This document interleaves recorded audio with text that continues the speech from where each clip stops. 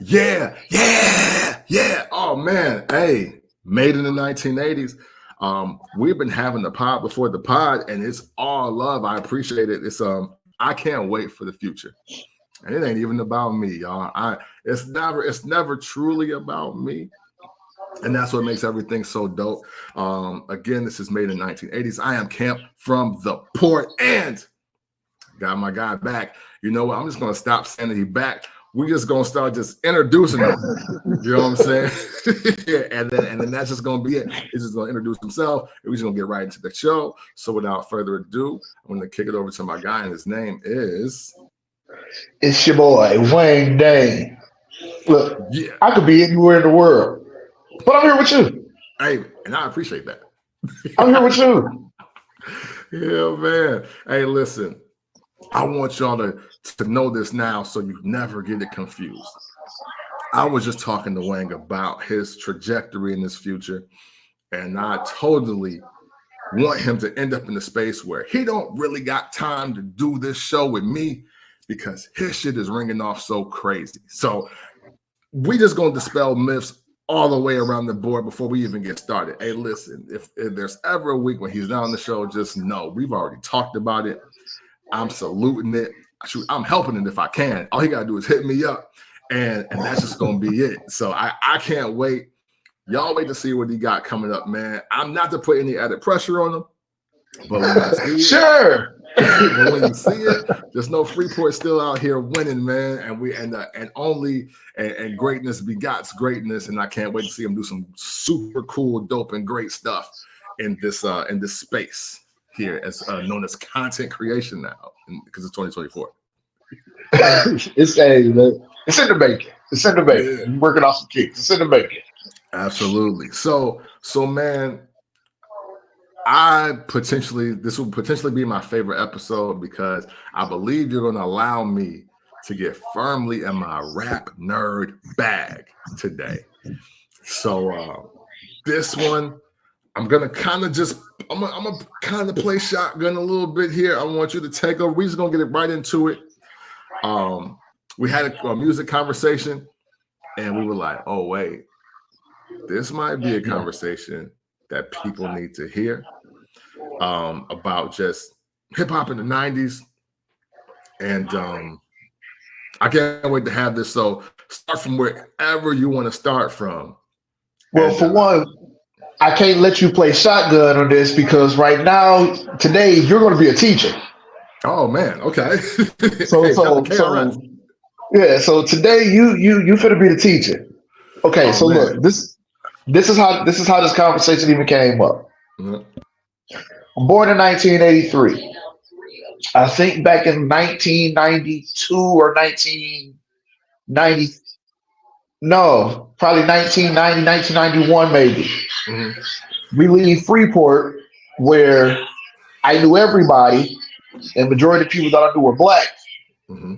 We moved to Clinton, Iowa, where nobody I knew was black. There was no BET. All we had was Country Music Channel and VH1. Wow. Because it was predominantly white, so white people wasn't listening to hip hop back then.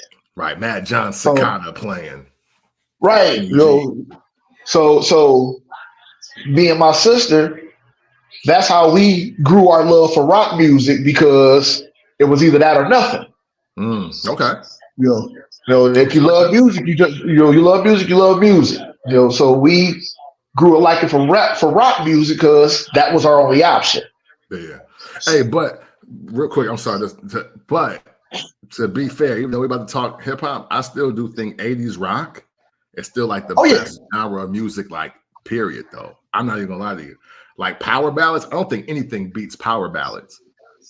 But well, I feel you with the power ballads, but just maybe mid last year, I found yacht rock. Okay. And I've been heavy on the yacht rock. Okay. Heavy on it. I got it hip. Oh, you already hip, you just don't know it. Oh, okay. Back. Yeah, you already hip, you just don't know it. It's just because this is a name that they came up for back in like 2005. Ah, okay. So it's been out there, and it's been a few of your jams. You just didn't know the genre that they created for it. Okay. Had to do my research. But Okay. the only time I got to hear any hip hop is when I would come to Freeport on the weekends from my brother. Okay. And he was predominantly South and West Coast. Yeah. So from the early 90s, I completely missed all of 90s East Coast. Wow. Because when we came back to Freeport, that's when No Limit had took the world by storm. Yeah, for sure. We talked about it. So, Yeah. No Limit had took the world by storm by the time I came back to Freeport. So I didn't get to see the rise of Wu-Tang. I didn't get to see the rise of what's his name, young boy, was it Shaheed? Yeah, Shaheen, yeah. The record I didn't get to, I didn't Foo Schnickens. I didn't get to experience any of that. Wow. Tried. Wow. I didn't get to experience any of that. Wow. De La Soul, like that wasn't something that I got the opportunity to really be a part of. Yeah. Yeah. So I missed the early rise of that. So man. I'm here today to be schooled on what I missed out on. Oh man. Okay, man. I'm gonna do my best because it's wild because everything you're saying about Freeport is super accurate, especially about No Limit taking over mid to late 90s. But I'm gonna this is where I gotta pay homage to my mom, my Uncle Butch, and I'll even say my cousin Torrance, Corey, and Courtney, because I kind of got just overwhelmed by everything. But I also just gravitated towards things because of my mom. For those of you that may not know, my mom was the first real music head I've ever met in my life. Right. But my mom had me, she was pretty young. She was 23 years old. So, she's 23 in the early 80s. By the time hip hop comes around and it comes to Freeport and I can see it, it's visual. I'm low key trying to be dressed like all the rappers because that's what she's kind of saying to do. So her and my aunt Donna wanted me to have the Kango hat and outfit like LL Cool J. Okay. I bought British Knights because Kool Moe Dee was in the video, and I used to hear Kool Moe Dee in the house. So my mom had Eric B and Rakim, but she loved Heavy D and she loved Big Daddy Kane. And she loved LL Cool J. So I just end up just surrounded by hip hop. Just as soon as Anita Baker or the Isleys would play, you would hear LL Cool J or you would hear Big Daddy Kane in the house. So, okay. So by the time I'm 8 or 9, I'm kind of navigating the space, but I truly only know East Coast rap to a degree. I don't think it was until I went to Mississippi that I heard NWA and Too Short. I think that might have been it. You know what I'm saying? So literally the exact reverse is happening for me at the same time.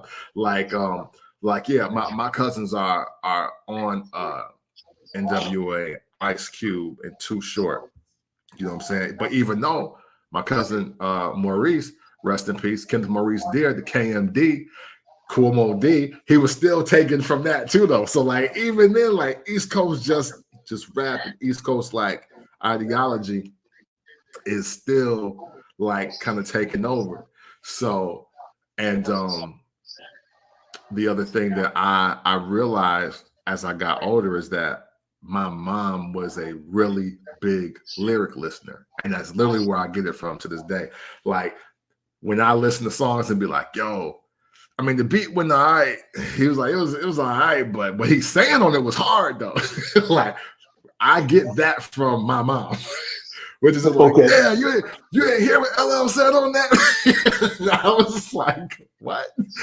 Like, so like for everybody that's wondering why LL Cool J calls himself the GOAT, he been doing this since 95 or 97, I'm sorry. It's because of people like my mom, right? My uncle, big Run DMC fan, huge Run DMC fan, and LL Cool J fan as well. And you know, I remember him just reciting DMC lyrics. So I'm like, yo, DMC must be the hardest nigga ever because my Uncle Butch know all this. And and then as we progress, because I'm going to bring it back some, but then like once I start getting my own taste and I'm coming with the music, then we both like DMX. And I was like, oh, here we go. Now we're on to something because my uncle is exactly 20 years older than me. But when DMX was out, I'm like, what? Oh, that was 90. Oh, that was 98. So I was like 17, and he's 37, and I was like, but you still tapped into the shit, you know? So there is so much that is happening, but also though I have BET, you know, and that's where, if nothing else. And we can call it like whether it's just New York biased or just East Coast biased, because, you know, a lot of publications and a lot of outlets were just based on the East Coast. That's where I saw the majority of just rap images. It's the first time I saw Rap City that changed everything for me. But before that, obviously, Yo MTV Raps, you know, and with Fab Five Freddy, I remember him being on the show.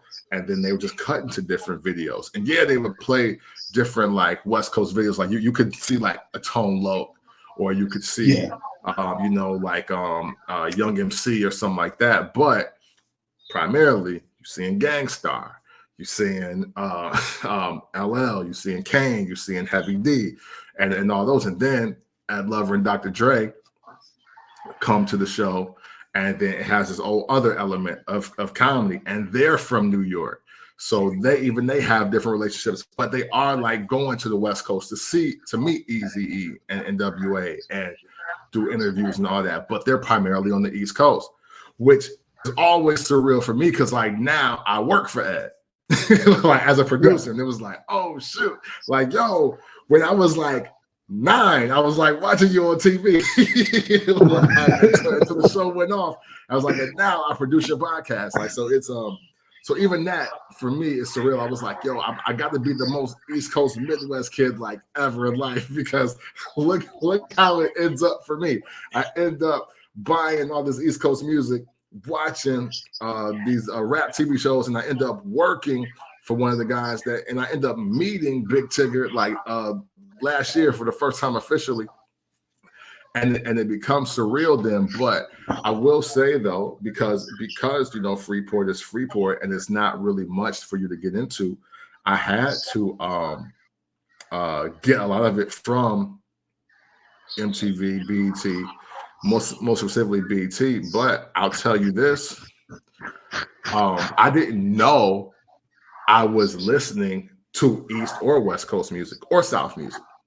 Like it was never framed to me that way. It was just music. It was just music. Like I had no idea where MC Hammer was from.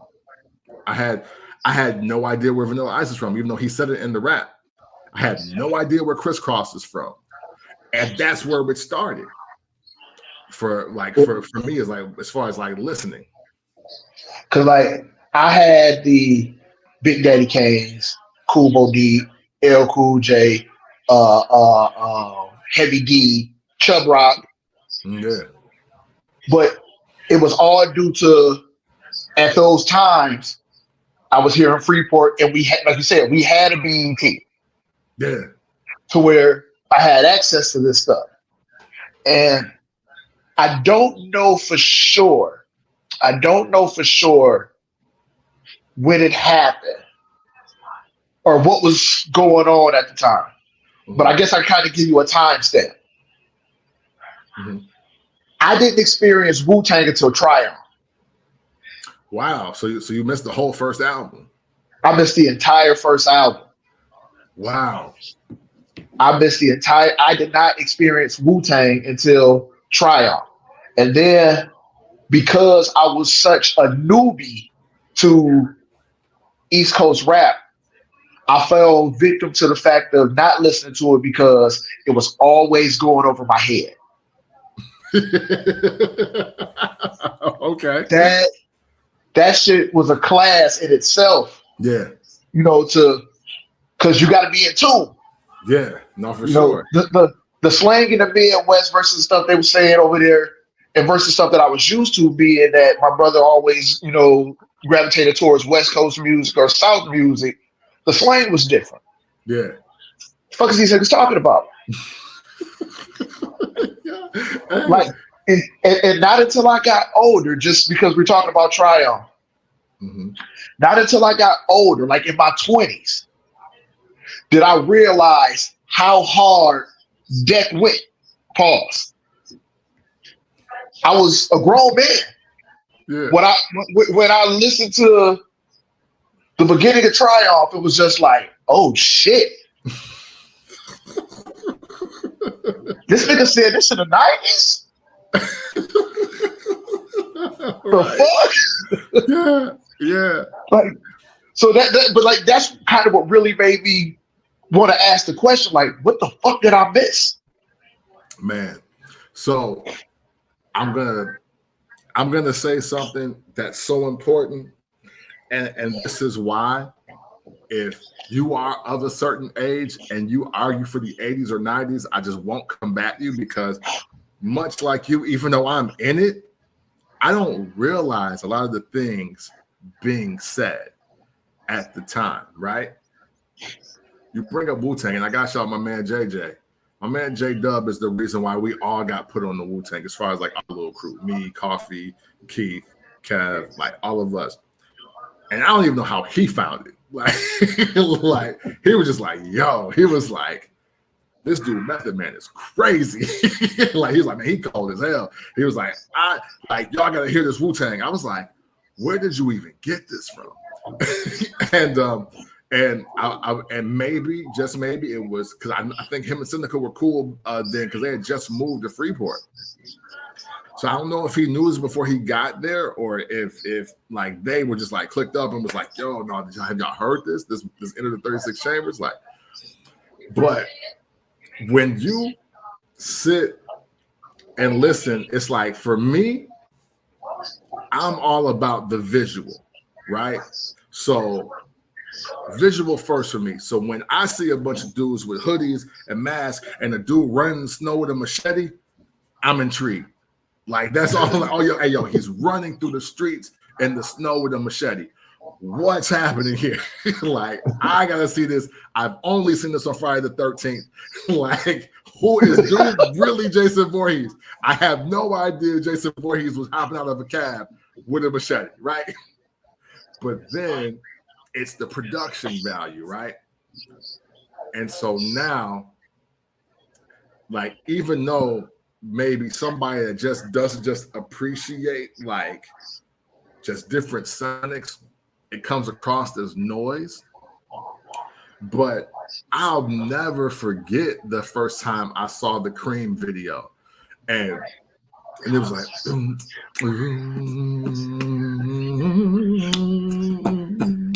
I was like, yo, like, I was like, whoa, what is this? It's like, what's happening?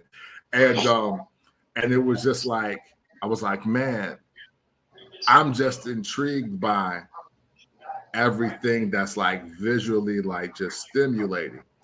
I have no idea that at the end of this and at the end of the song, you know, he was just like, you know, we ain't just trying to survive no more. We're trying to get over each and every day. And I was like, man, you know, and it's like, when you're 30, it's like, yeah, damn, I still feel like this.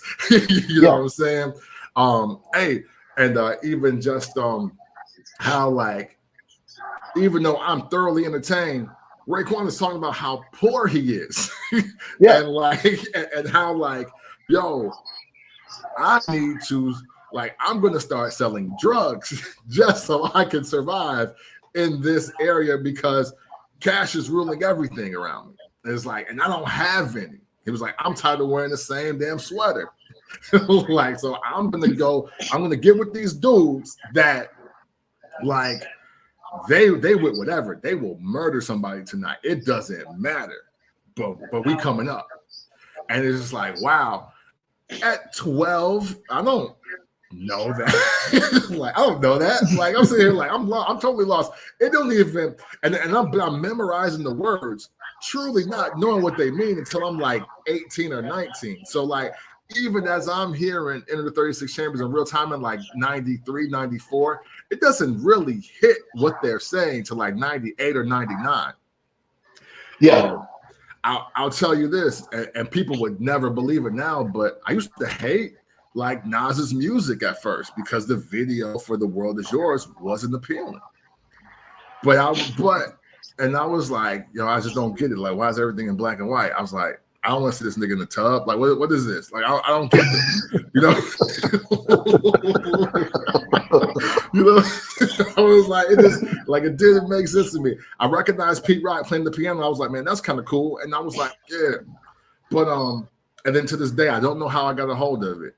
But like 96, 97, I ended up getting a cassette copy of Illmatic. And I remember this is when I used to take my mom's car. She had just a better car than mine. Like mine used to cut off in the rain. And but the Breeze never did. The Chrysler Breeze never, like it was white. I felt like I was stunting in the car. I throw on that and I was like, yo, this is insane. Like again, in 94, the concept of it holds deep like the words in my breath. I never sleep because sleep is the cousin to death. It doesn't mean anything to me at all. It doesn't mean anything. But like in 97, 98, when I'm starting to like write, I was like, oh yeah, because if you sleep too long, you dead. Oh, it's like, and like it's just like the simplicity of that in my own brain is like it's working overtime now.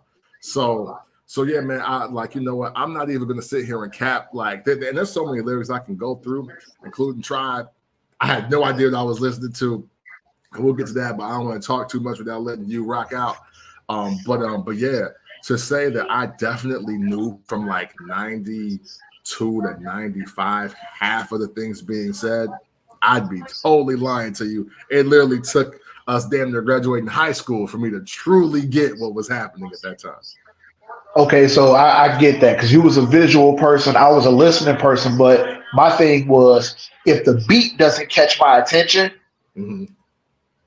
like don't get me wrong, I may double back and listen and be like, okay, this shit hard, but on my first any album, when I first listen, if that beat don't grab me, yeah. But if the beat grab, you could be saying some bullshit, but if the beat hard, hey, I'm in. You know, at least you're gonna have me at least because I enjoy the sound. Yeah. So that was another issue. Like the music that I was presented, as far as like the track listing or the beats on the album, were completely different. Yeah. From what I was used to. So even when it came to the production of East Coast music, I'd be thrown off from it because it wasn't what I was used to. Hey, not only do I feel you, I'm about to probably say something that's gonna either shock the world or is gonna cause multiple layers of slander to me. But I felt the exact same way about West Coast music. Like, listen, I understand that where we sit, Dr. Dre is going to be considered one of the greatest producers of all time, if not the. He's going to be number one for a lot of people.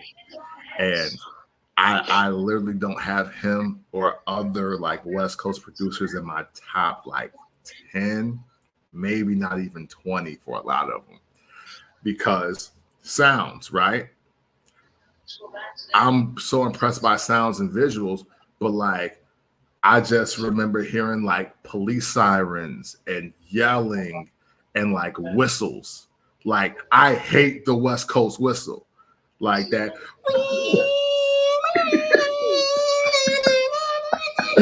I hated that. I hate that.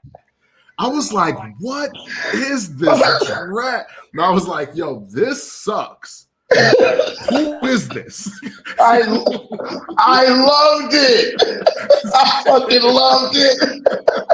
See, so maybe this is how this was supposed to go. Because when I used to hear shit, I'd be like, nah. I was like, nah, this is not it. And then once I started, but then there is a producer. My favorite West Coast producer is DJ Battlecat. Battlecat to me has the best because he got the cookout bouncing gangster walking beats. Like all his beats make me feel like and I was like, yeah, this made me want to like kick it. But like when I hear that fucking whistle and that other like bullshit in there, because the thing is, right? So now, and I'm probably about to sound crazy to some people, but see, I do like Public Enemy's beats. I think the Bomb Squad is one of the best production tandems, groups, or whatever by far. Because like, but everything that they did was like just super like aggressive. Like they have one of the greatest hip hop beats of all time with Fight the Power.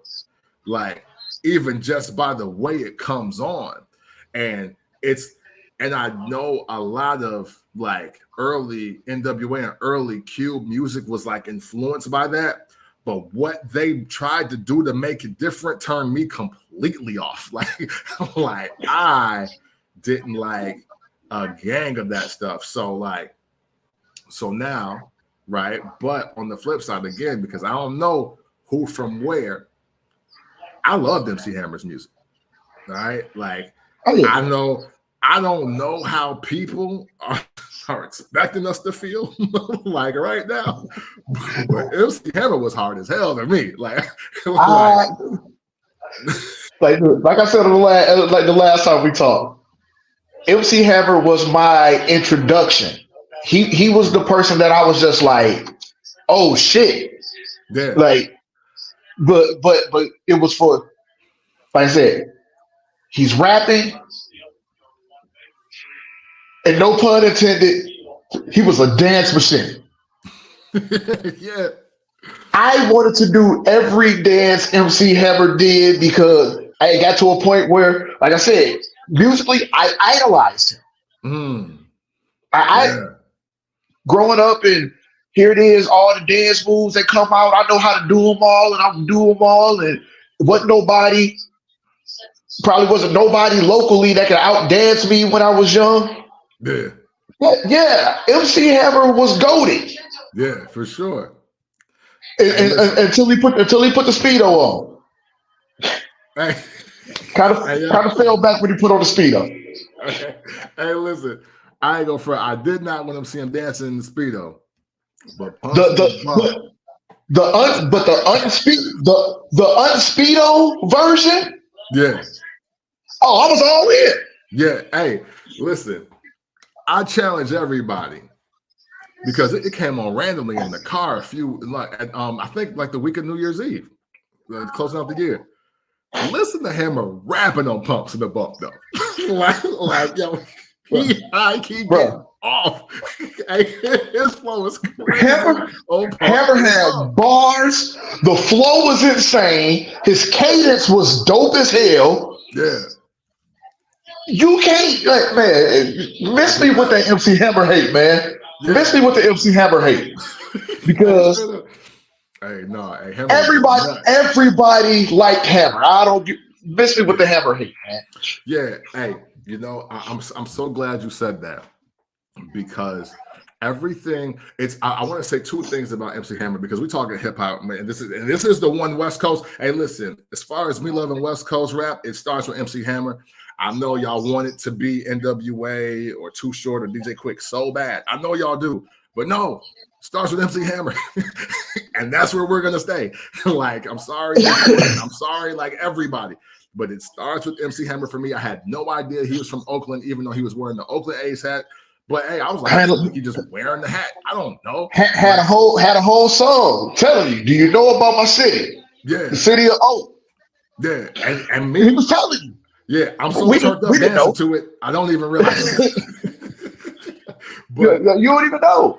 Yeah, but when I saw Hammer perform at the American Music Awards, when he performed Here Comes the Hammer at the American Music Awards, I was sold from that day on.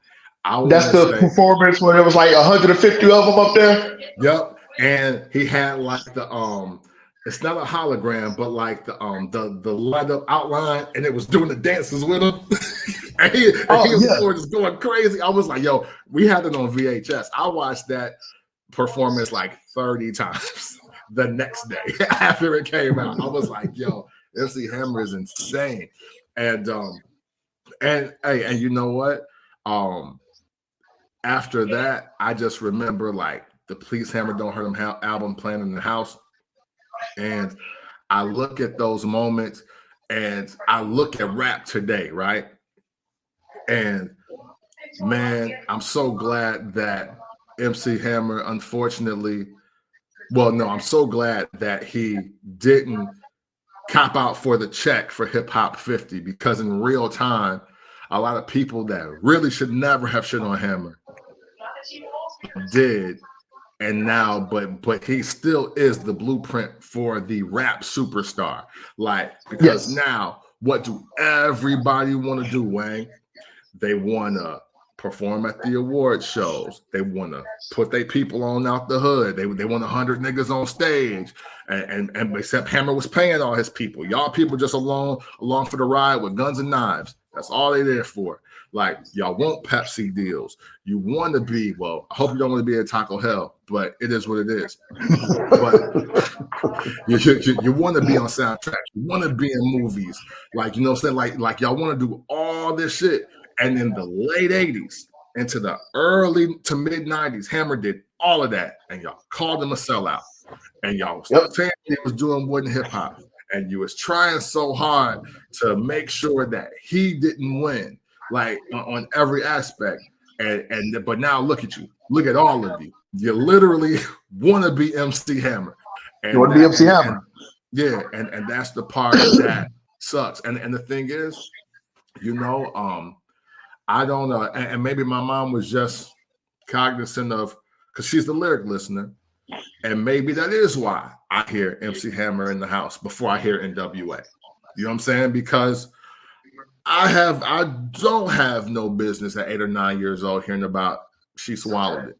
Don't matter, just don't bite it. I shouldn't be hearing Freaky Tales. Now I do end up hearing it, but you know, but it's not on her watch. It's not on her time. You know what I'm saying? It was like the first 3 or 4 CDs that I remember, or songs that I either had access to or remember hearing as just a kid, were MC Hammer, Please Hammer Don't Hurt Him, the Big Daddy Can I Get the Job Done maxi single, Crisscross, Totally Crossed Out, and hey, because I asked for it for Christmas, hey, look, stone me again, I don't care, Vanilla Ice to the extreme, because Vanilla Ice was White Hammer.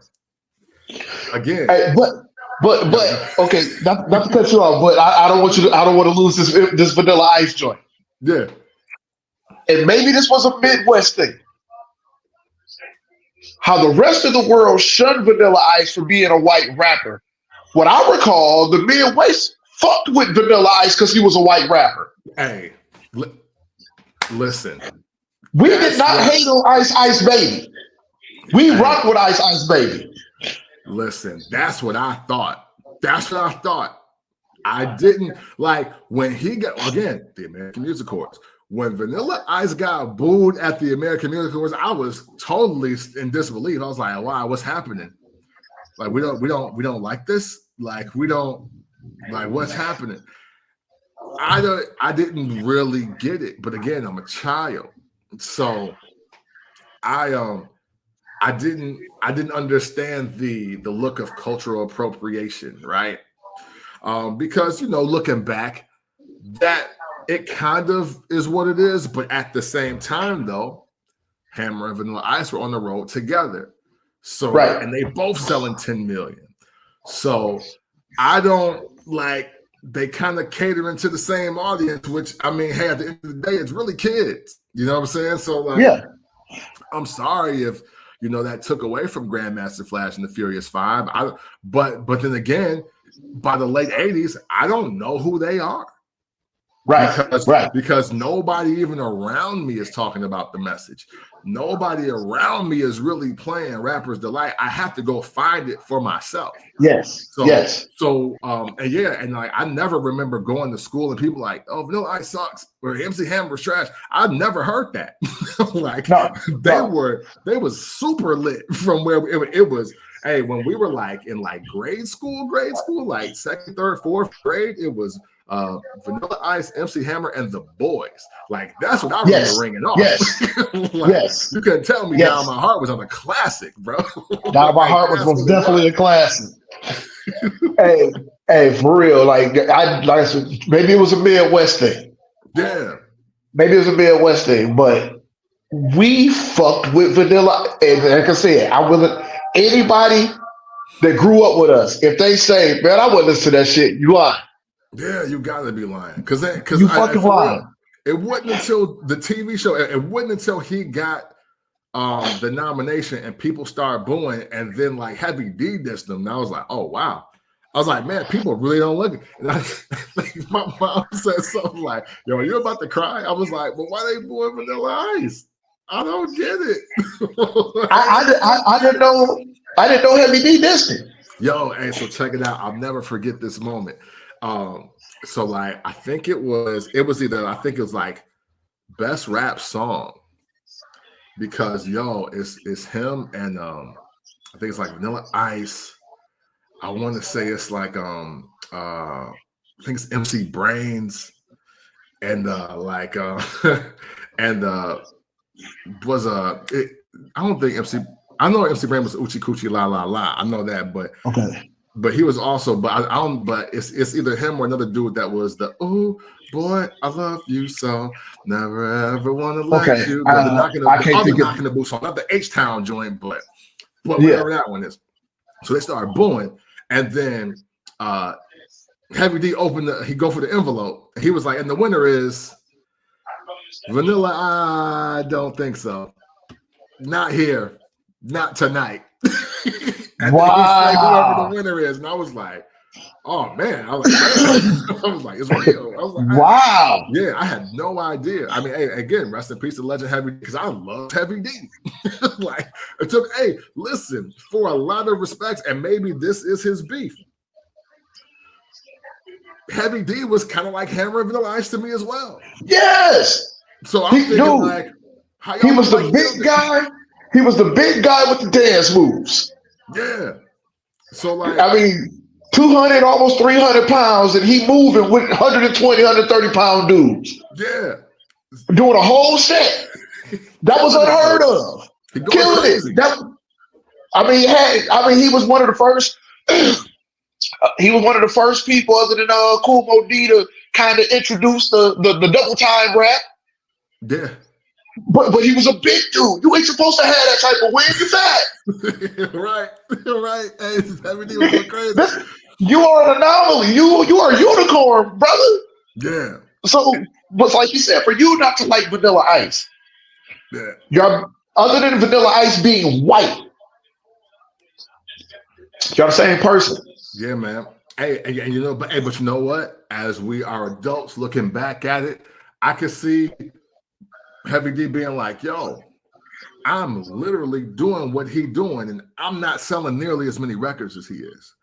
Like I don't get that, and I can see that. You know, and you know, it's kind of just like the Eminem conversation, right? Because white rappers have a built-in fan base of people that don't even like rap. Yes. So you know what I'm saying? Again, I think I've shared it before, but I've already had the conversation with people like, I don't listen to rap music, but I love Eminem. And I'm like, but that's rap music. What makes it not rap music when he's doing it versus when Snoop is doing it. Like what does it mean? But yeah, in real time, like as an 80s baby, like that's a young child. I'm like, I don't get it. I was like, y'all should like, I would love to see a show with all three of you. Yes. Like, it Yes. would have made perfect sense to me. But yeah, I mean, messaging matters.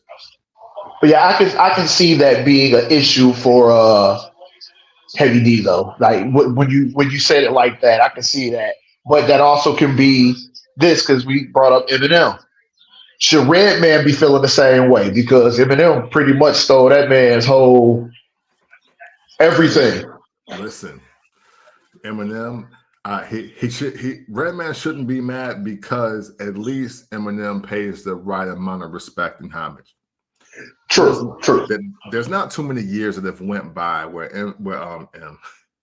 I was going to say MC Hammer, like M and MC Hammer. I'm sorry, but there's not too many album songs and years that go by where Eminem has not said, "Hey, yo, Reggie Noble was my favorite rapper." He literally credits Redman and Tretch as like the two guys that are like, "Yo, these are the guys that make me rap this way." Like he literally goes back to like, "Yo, I was listening to this Naughty by Nature record and I almost quit rap." He was like, "Because I'll never be able to do that." And then he was like, "And I love Redman and I love," you know what I'm saying? I was like, wow. So, and maybe that is why hip hop will always go to bat for Eminem, because unlike Vanilla Ice, and again, hey, look, I totally get not liking Vanilla Ice because, hey, even back in the day, we was trying to keep it real. And when they realized that he really didn't get stabbed in the street fight in Miami, and it was said that it was a black dude matter of fact, a black dude that might have been one of the dancers that was really writing the raps for him. It was all downhill from there. It's like, so I totally get it. And I remember having the album. It literally was formatted like MC Hammer meets LL Cool J, because he had his I Need Love record, but he had his dance records on there. So I totally get it. It's what people call industry plant today. So yeah. So for everybody that may hear this and just think, "Oh, y'all niggas just came from Vanilla Ice, that culture ass shit," blah, blah, blah. Listen, we know what we're talking about here too. Look, like we're telling you as kids, 8 to 10 years old, but we're in our lives. I was like, but I definitely do see the issue with it. But unfortunately, it doesn't stop. It just forces the hand for white rappers to get better. I mean, listen, because after that, well, not after that, but you already had the Beastie Boys, but then here comes House of Pain. Then here comes Third Base. And then here comes Eminem. And it's like, oh, so white rappers are just going to start just being good. It's like, oh, they're just going to really start rapping now. And that's going to be the issue. So now there's like, okay, cool. Y'all don't want us to do that. Well, then now we're going to really ingrain ourselves in black culture. And we're going to start really learning how to rap. And now we're mad at that. Now it's, oh, well, we don't play white boys in the hood. It's like, all right, hey, look, man. Hey, look, just say that you like white rappers and that's fine. That's actually fine with me. Again, yes, I don't care what you do or don't like. Just be upfront that you do or don't like. Facts. So, because we also had to take under consideration that Eminem did birth a lot of white rappers. Let me say what like it became a thing. It became a major thing. You had Bubba Sparks come out. You had Paul Wall surface. Then the world hit us with Macklemore for whatever God-given reason. I'm gonna get killed for this too. Hey, but hold on, Asher Roth too. We can't forget Asher Roth because Asher will be the next Eminem. But Asher let me down. I had high hopes for Asher. Yeah. He let me down. So if you So like if you haven't noticed, I don't have the fuck white rapper slander. Like if you can rap, you can rap. If you can rap, you can rap. It's just that it became, like I said, it became more of a kind of like Hammer and Vanilla Ice. It became like, this is what the world wants, so this is what we're going to give the world. We're just going to flood the world with white rappers. But again, maybe it's a Midwest thing. Outside of Macklemore, I don't recall not liking none of the white rappers. So I wanna like kind of like expound on Macklemore. Why did you not like Macklemore? It was so corny. It was so fucking corny. Like, and okay, Macklemore was corny because you could tell he was trying to be something that he wasn't. Okay. Little Dicky is corny because he's telling you I'm corny. So if I'm telling you I'm corny, that means that don't be shocked when I present to you a cornball ass white guy. Okay. You know, I'm telling you from jump, Little Dicky has never said anything in a song to where you was like, that was deep. Now, he done put some shit together where you'd be like, oh shit, that was hard. Yeah. But he also tells you, I'm the corny white guy, Jewish guy, and he raps about corny shit. Okay. Macklemore actually thought he was convincing somebody that this was who he was. And when the world realized, okay, this is just the image somebody created for you, where are they now?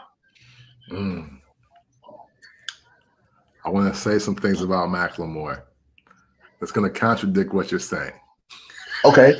But I think this is an awesome conversation because obviously he kind of went into hiding after the whole Grammys Rap Album of the Year thing as he beat out Kendrick Lamar with the Heist album. Which was crazy.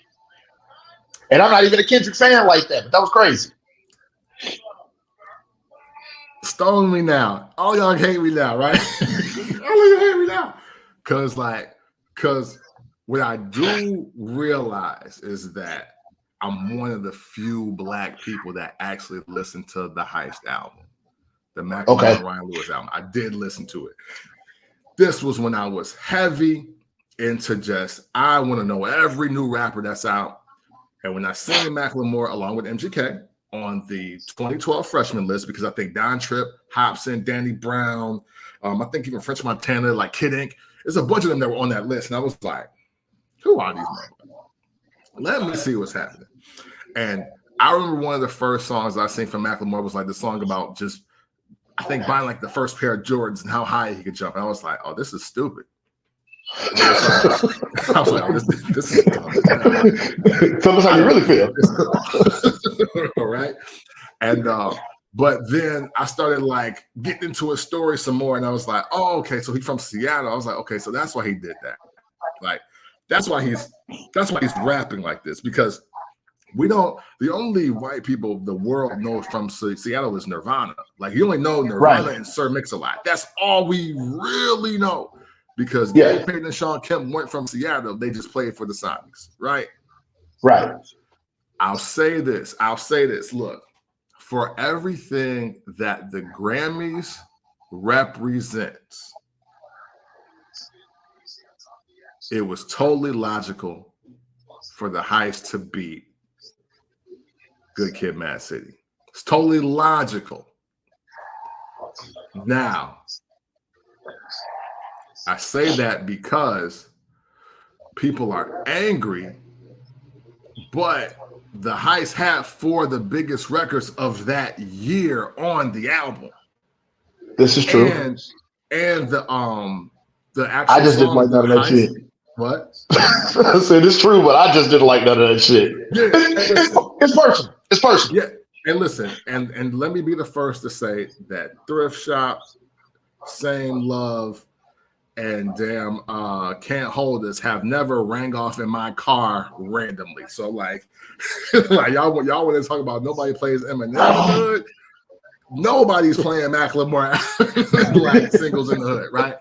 Because just from the content alone, right? But I totally understand because he dominated pop records, even though he was listed as a rapper, he called himself hip hop, but and a lot of urban stations did not play his records. It's kind of the same thing that works in reverse with black artists on pop stations. Like we did him the exact same way. It was like, oh, we got Drake, so we're not gonna play Macklemore. I was like, but these are three of the biggest records in the world. He is rapping on them. These are rap records. Like you should probably play them, but they chose not to. So that's the main reason why a lot of people are upset. But I think there came a point in time where even if it was a quick sneak in, they did have to play Thrift Shop. They had to for a second. A lot of urban stations didn't want to, and they tried not to pick it up. And I'm only saying this to y'all because I was working radio at the time, and I worked for a pop station, I worked for R&B station, and I worked for a hip hop station. So I literally, I'm just telling you what I was there for, when I seen it with my own two eyes and ears, what I heard. So I gotta agree with you on that because whether I like the songs or not, I heard them enough to know them. Yeah, yes. I heard them enough to know them. And you know, and look, man, Her Shot was a bigger record than Swimming Pools. It was a bigger record than Poetic Justice. It was a bigger record than Backseat Freestyle. But so was Same Love, and so was Can't Hold Us. Like these songs were playing during the NBA Finals, and I think one played during the Super Bowl. Like you can't really deny a nigga a Grammy when his songs are playing at the biggest like events. Like to this day, Joe Budden is living off of a Grammy nomination because Pump It Up played during the NBA Finals of like 2004. Like that's a stat. Everybody's song, they don't just play any song at the NBA Finals or the Super Bowl. It just don't happen that way. So again, for everything that the music business is built on around the Grammys, I totally understand why it happened. Second thing I want to say, Wang, is take those singles out, and that album is hip hop as fuck. Like it really is. Like don't have me at work listening to Macklemore tomorrow, man. Hey, listen. I ain't telling you what to listen to, but I'm just saying you take them singles off that album, and he really trying to rap his ass off on the rest because, and there's just certain things that I just pay attention to. Again, why is he doing songs with Schoolboy Q? Why is he with Danny Brown? Like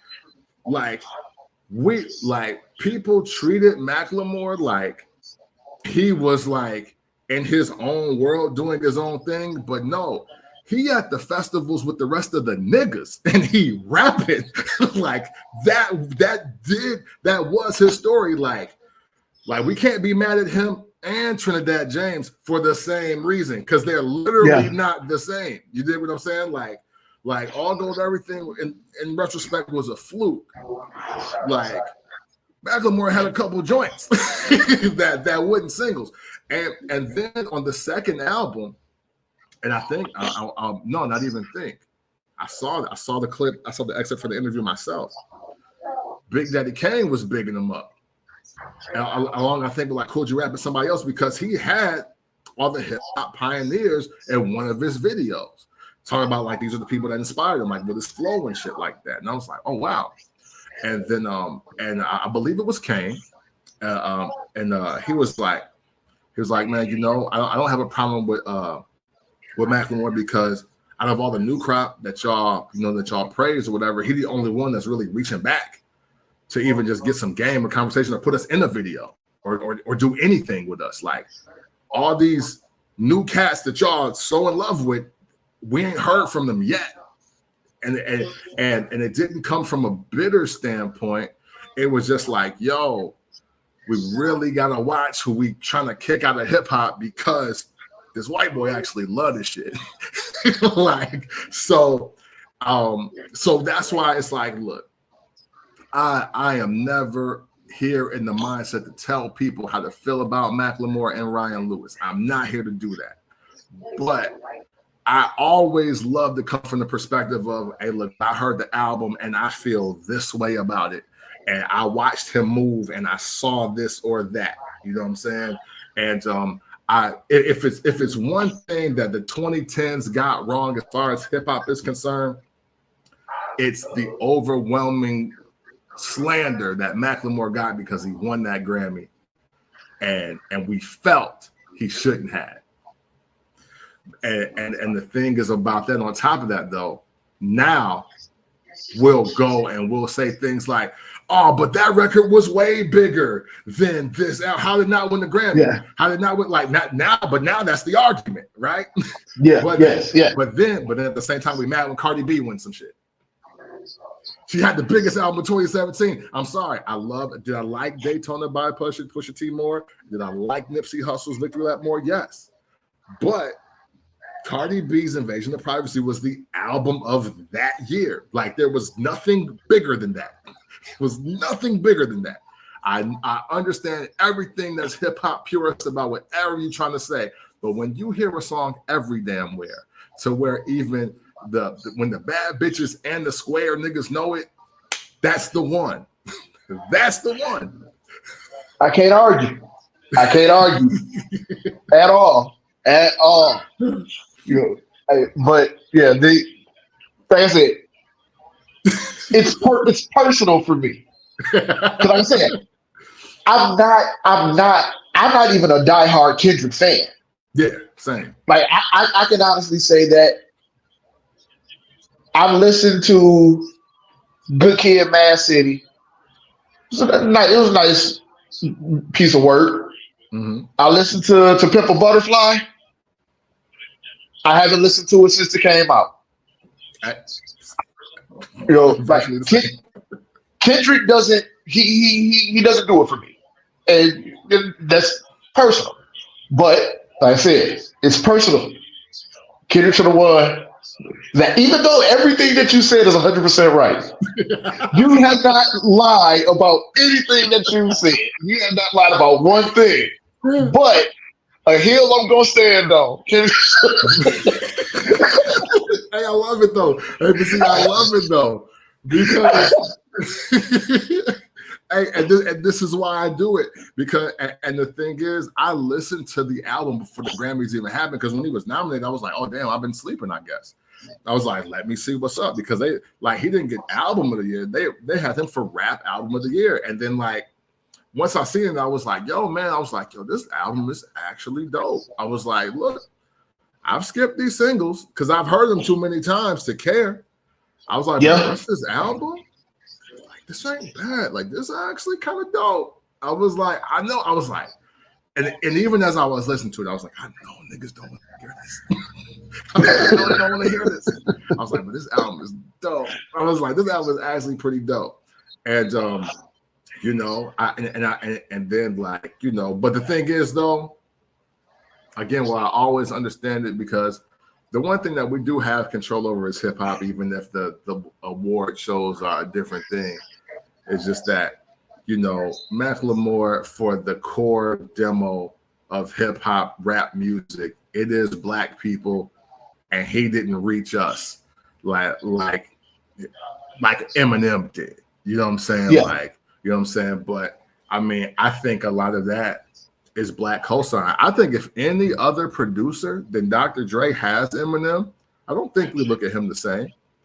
I think his career trajectory is the same, but I don't think we look at him the same. Like if he just happens to pop up and he's just a white guy with a right, like if Eminem is produced by Rick Rubin, I bet you his whole story goes different. Totally different. Because look at the Beastie Boys. Yeah. He rap better than all three of them. Yes. Yes. Yes. Because it may be because I was too young for the Beastie Boys. The fuck did the world see? See? Hey, listen. It really matters to us our hip hop and our rap music is produced and or directed by Black people, it really does matter. Because the thing is, hey, look, the Beastie Boys have sold millions of records. Millions. You won't find millions of Black people copping to that. Like, you just won't. Like, hey, and I like some Beastie Boys joints. Some of their joints ring off. Some, but for the most part, hey, because it just ain't. We not the demo. At the end of the day, we not the demo. It don't matter how much they love hip hop. It don't matter they went on tour at Run DMC. It don't matter if they was on Def Jam and Leo Cohen and Russell Simmons got everything to do with everything. It don't matter. They not us. And that's what it is. And Rick Rubin was their lead producer along with their DJ. Like, that's what it is. But when you have Eminem coming from Detroit and he's produced by Dr. Dre, and the first guys that he's rapping with are Black, oh, it looks a lot different. Like, their strategy, the first time I heard anybody featured on anything, Eminem was with the Outsiders, which is Young Z and Wordsworth and Rod Digger. And then I hear him with Royce the 5'9". Then he's with Dr. Dre. Then he's with 50 Cent. I was like, oh, he just rapped with nobody but other niggas. So I can like this, right? It's okay for me to like this. Yeah, like that's what it is. Like, posturing and positioning is everything. If he was just a rapper, as dope as he is on his skill level right now, if he was just exactly who he is, and he was just signed directly to Interscope, and the only person you see him next to was Jimmy Iovine, I guarantee you his rap history would look a lot different. Would. I like that. I like it because I never thought of it like that. You know, if he was side by side with Clive Davis or some shit, like, would we be checking for anything Eminem like that? Yeah, I honestly don't believe so, because time has just proven. It's like time has proven that that's what it is. And the thing is, you know, even though like MGK had kind of signed a deal with Diddy, we didn't believe that, because he was just still doing his own white boy stuff. And Diddy heard about it. Diddy never stood next to MGK like he stood next to Big, or like he stood next to Mace. He didn't do that. He was just like, no, I'm signing the white kid. Yeah, from the one from Cleveland. Let's go. Lace up. That's what he did. Asher Roth tried to smoke weed with Jadakiss. We like, man, you'll get killed where Jadakiss is from if you visit over there. He didn't believe that. He was like, I don't care if that album drop on the same day or not. Like, we don't believe this. So that's the result. Lil Dicky went to school with Dave East, but he's more popular than Dave East. So that don't work. like everything is like, these white rappers have to be dope, and they have to stand next to somebody that we respect that's Black. Because for everything that I may not be crazy about as far as Dr. Dre is concerned, as far as like a producer and everything, I can't deny that he dropped the Chronic. and I can't deny that he produced the NWA albums. Like, I can't deny that. And when you have that kind of resume and you have the white rapper, it's like, oh, well, we're gonna at least give this a listen, because you told us fuck the police and express yourself. And now you got this white boy rapping. Let's hear this. Yeah. But okay, before we go, let me ask you though. Yeah. Who is your favorite producer? My favorite producer. I give you 3. Okay. All right. That way you ain't gotta think too hard. Yeah, for sure. I was gonna be like, because it changes every once in a while. But I'll tell you this: my top 3, and I don't think it's like any fighting it on any level. It's Kanye West, DJ Paul and Juicy J, and it's the Neptunes / Pharrell. Those are the 3. And even though I would love to do a combination of mixing two people in time before, but I'll tell you who else is in my top 5, and I'll just leave it at that. Missy Elliott is in my top 5. I respect it. I respect it. I think Missy Elliott is the greatest female to do anything urban, like anything black music. Missy is number 1. I think she's the best rapper. I think she's the best producer. I think she's the best artist. I think she's the best creative. I know that from a skill level that yes, Nicki Minaj raps better, or Eve may rap better, like from a technical standpoint, than Missy Elliott. But there's some things that are so intangible, that is so off the charts. Like her style is on 10 million, while everybody else is just at 10 or 9. So like everything Missy does is incredible to me. So she's always in my top 5 of anything. But no, Kanye, Paul and Juice, Neptunes for sure. I like that Paul and Juice though. Hey, it's undeniable now. It's undeniable now. Wayne. They don't get that praise though, and they should. They should. I like that. They should. And to be real, depend on what the next thing Paul or Juice drop, they might be number 1. Not that Kanye West is not doing an amazing job with the production stance that he's doing, but these albums have been kind of that. But we have now watched DJ Paul and Juicy J have a incredibly respected production run as well as an album run in the 90s, the 2000s, the 2010s, and waiting to see what's happening this decade in the 2020s. So that would be 4 decades of them being active. They don't, again, not trying to shit on Dr. Dre, but like he be dropping an album every 5 or 6 years, where it's about 20 DJ Paul Juicy J produced albums alone. There's 20 Kanye West albums produced. There's a lot of, hey, look, I still say Justified is still the best Justin Timberlake album, and all the great songs on there were done by Pharrell and or the Neptunes. I don't fuck with Cry Me a River like that. But between the Neptunes and the Underdogs, that Justified album is great. I don't really think the things that Timberland did was that spectacular. Sorry. Again, stone me down. That's wow. Because that's my ready favorite for rap producer. slander. I'm ready for rap slander. I'm just ready. Because Timberland is my favorite producer. Oh, really? Oh, Jesus Christ. When you say that about Cry Me a River, it's yeah, hey, listen, man. But I will say, on the second and third album, so like, what was that? Future Sex, Love Sounds, and the 2020 Experience 1. It's some joints in there I was like, ooh, okay. I was like, Timberland, he might be back at it now. He might be back at it. But you know what?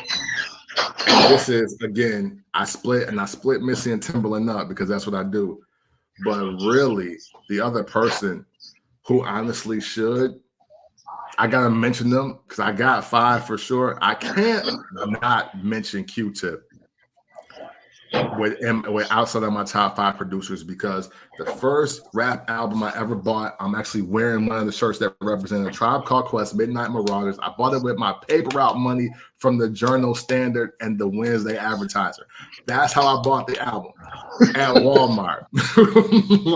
So Q-Tip, and it wasn't until the documentary. I always thought Alicia Heat was the producer, but he wasn't. He was the DJ. So when I realized that Q-Tip was producing all the Tribe records as well as rapping over them, I was like, oh, no wonder he was my first greatest rapper of all time. That I had no idea he was doing that. He's officially the greatest producer rapper ever to me. Once I learned that information, and then you just put me on with that one. Yeah, you just put me on with that one. Yeah, hey, listen. People's Instinctive Travels in the Path of Rhythm, the Lewin Theory, Midnight Marauders, all 100% produced by Q-Tip. You just put me on. It wasn't until we got to Beats, Rhymes, and Life where like the production, when it says produced by the UMA, so dig this. The UMA who produced Beats, Rhymes, and Life was Q-Tip, Raphael Sadiq, Jay Dilla, and I think D'Angelo. The fuck? Right. That sounds insane when you like, and I'm like, who's the UMA? I was like, because he's killing some of this. Come to find out, it's fucking all of them. I was like, oh my God. So I was like, Q-Tip, Raphael Sadiq, Jay Dilla, and D'Angelo are the people that are putting together, like they're just putting tracks together. So like, and nobody's getting credit. Like the reason why we end up knowing who Jay Dilla is, because he was like, yo, I mean, this is cool, but these are Tribe albums. People don't really know what I'm doing. Like they don't know that I produced, I think, Stressed Out, and they don't know I did Find a Way, and they don't know, you know what I'm saying? Like it's different songs, but now you can totally tell where his sound is. And then like when he's producing for Daylight, he did Stakes is High on the De La Soul album, and It's So Easy. He does Jay Dilla does the Far Side Drop, like, you know, like, and he was like, yo, but I'm not really getting my credit. Like, how are we gonna fix this? So yeah, Q-Tip is forever in my top 5 for that reason alone. So whose idea was it to take these 4 geniuses, put them in one room, and say, we're going to collectively do this production? Okay, Q-Tip the Abstract, man. It was all his idea.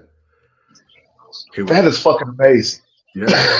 Yeah. I was like, Q-Tip is I was like, he's an evil genius. Like he's a mad scientist. What, like that made me say, like, okay, I gotta watch how I not mention Q-Tip in a lot of stuff moving forward, because I had no idea how much work he actually did. And even in the doc, it's the Beats, Rhymes, and Life doc, he was like, I didn't separate it because we're the tribe. It's Tribe Called Quest. I didn't need to put my name on anything. He's like, yeah, I'm doing all the beats, but we the tribe. Me, Fife, Jerobi, Alicia He Muhammad, like we a Tribe Called Quest. And that's how he felt like the whole thing. He was like, it's a group project. It don't matter what I'm doing. And I was like, oh, wow. Because you had me thinking Alicia He Muhammad did all of this just by default. and you did everything. Like you did everything but one verse on a lot of songs.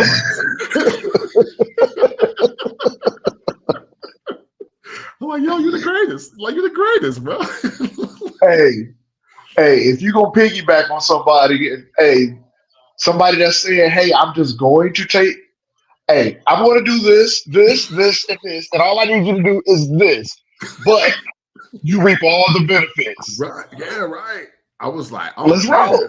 Yeah. Let's roll. So yeah, hey man, hey look, the group project king, Q-Tip the Abstract. Hey, shout out to Q-Tip. Word. Shout out to the tribe. My bad. Shout out to the tribe. Hey, right. Yeah, you know what I'm saying? Rest in peace, Fife. You know, all of that. Rest in peace, Fife dog. Yeah. Oh man. Well, man, we can obviously do this all day. And I know this won't be the last time. Hey, listen, again, ready for rap slander, man. I've said a lot today. and I learned a lot today. You know what I'm saying? And we'll run this back. Hey, listen, anytime I get a chance to be a rap nerd on this show, I'm taking full advantage. Like that is like, this is what I do. Y'all about to find out some very obscure things to me. The more questions get asked, the more conversations come out about just rap music in general. Like this is kind of what I do. Like, so I'm excited to see where this all goes and what the next conversation will be like, man. Oh man. So any last words before we get up out of here? Hey, everybody, stay safe, stay happy, stay proud, stay joyful. Yeah. Ain't no time to be mad. Ain't no time to be sad. Fuck all that negative shit. But I am kind of hurt because you don't like Timberland, but I get over it. Hey, we gonna have a real Timberland talk the next time. I promise.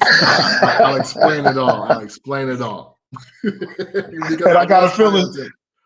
I got a feeling that everything that you gonna say is gonna be the reason I like you. Oh no. Oh man. Hey, well, listen, man. Until next time, thank y'all for tuning in to Made in the 1980s. And as always, love.